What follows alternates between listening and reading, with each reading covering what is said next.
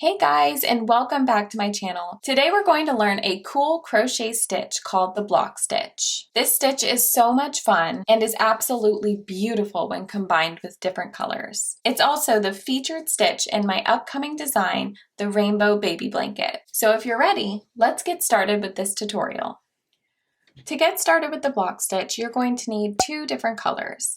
Now you don't have to use the stitch with two colors, but if you want to see the contrasting effect, then that's what I recommend. I'm going to be using 2 balls of Lion Brand's 24/7 cotton and a 4.5mm hook. You will also need scissors and a tapestry needle.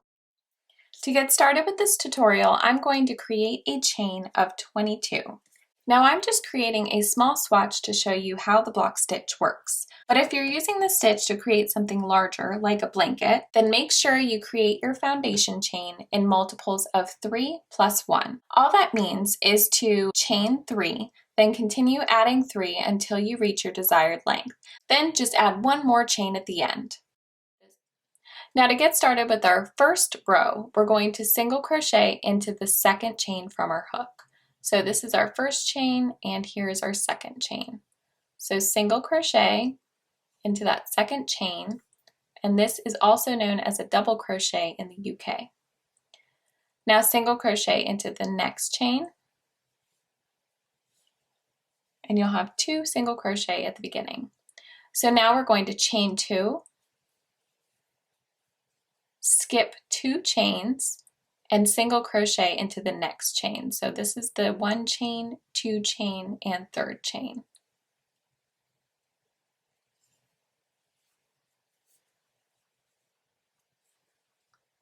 Chain 2, skip the next 2 chains, so 1, 2, and single crochet into the next chain. Now just continue this pattern down the row. So we'll chain 2, skip the next 2 chains, and single crochet into the next chain. Chain 2, skip 2 chains, and single crochet into the next.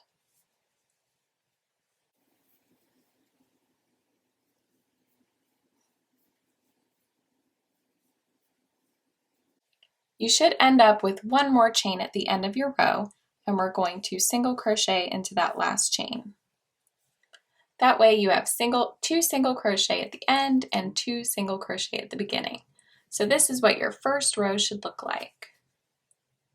Now because we do have a few color changes in this tutorial, you could create a seamless color change at the end of this row to start your new color, and I'll show you how to do that here. But for this tutorial, I'm just going to tie off my yarn here and add on my new color. So to do that, I'm going to snip my yarn, tie it off, pull tight. Now I'm going to create a slip knot with my new color, insert my hook into that last stitch that we created. Then I'm going to grab the slip knot from my new color and pull this knot through. And then for row 2, we're going to chain 3. So 1, 2, 3, and turn your work. Now this chain 3 counts as a stitch. So we have our 2 single crochet here. We're going to skip this next single crochet and place 3 double crochet into our first chain 2 space. So we're inserting our hook into this space and creating a double crochet. We're not crocheting into any particular stitch, we're just crocheting into each space. So place 3 double crochet into that first chain 2 space. So here we have our chain 3 and then our 3 double crochet into that first chain 2 space. Now skip this next single crochet and place 3 more double crochet into this next chain 2 space.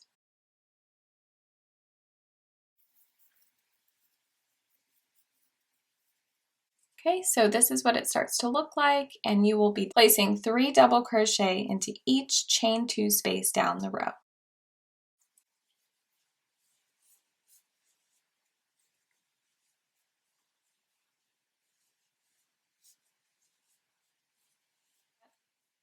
So if you started with the same amount of chains as me, you should have 6 3 double crochet clusters. And now we have ended with 2 single crochet as our last 2 stitches. So we're going to skip this next single crochet and double crochet into the last stitch. And again, you could create your seamless color change here to go back to your next color, but for this tutorial, I'm just going to tie off my yarn.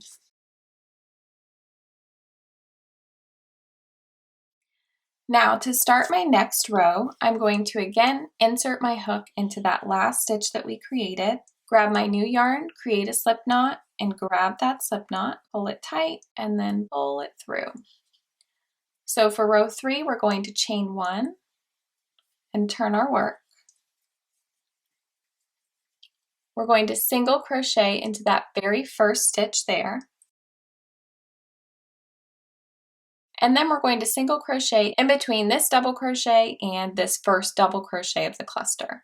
So just right in between there, not into any particular stitch. Now chain 2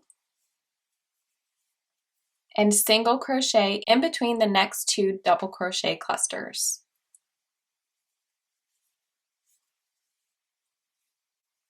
Chain 2, single crochet in between the next 2 clusters. So again, we're not going into any particular stitch, we're just going in between those clusters. Chain 2 into the next chain 2 clusters, and just repeat the same pattern down the row. And once you reach the end of the row, you'll have your last cluster and the chain 3 from the beginning of row 2. So we're going to chain 2, single crochet in between the last double crochet of the cluster and the chain 3. So just in that space there, and then we're going to single crochet again into that same space. And there you have row 3. Now again, I'm going to tie off my work and add my new color. So for the block stitch, all we're doing is repeating rows 2 and row 3. So again, for row 4, we're going to repeat row 2, and that was to chain 3 and place 3 double crochet clusters into each chain 2 space. We're skipping over each single crochet and just creating our clusters underneath this chain 2 space. So we're inserting our hook into this space here. If you want, keep crocheting until you reach row 13 and you'll have created your very own project out of this practice swatch. I'll meet you back at the end of row 13. By the way, if you have a better way of attaching your yarn at the beginning of a row, by all means, do what you are used to doing or what you're comfortable with doing. I just prefer to tie off my work and add on a new color this way because it ensures that each of my ends will be nice and secure. And if I'm creating something like a baby blanket, then I won't be too worried when the blanket inevitably goes into the washer. So I would rather take the time to weave in all of my ends rather than risk my blanket falling apart in the wash. Not saying that will happen to you, I'm just super paranoid. Surprise! You have your very own coaster. Of course, it would be best if you had the 24/7 cotton like I do, but it would work just as well with acrylic yarn. So if you want to keep practicing the block stitch, go ahead and create a couple more of these and you'll have your very own set of coasters. How's that for a practice swatch?